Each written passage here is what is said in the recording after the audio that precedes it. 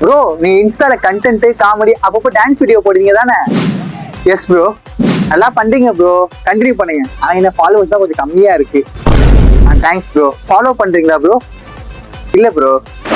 அப்படியா ப்ரோ? சரி ப்ரோ, ஒரு மினிட். மச்சான் எங்க இருக்க? வரப்ப கத்தி எடுத்துவா, ஓகேவா?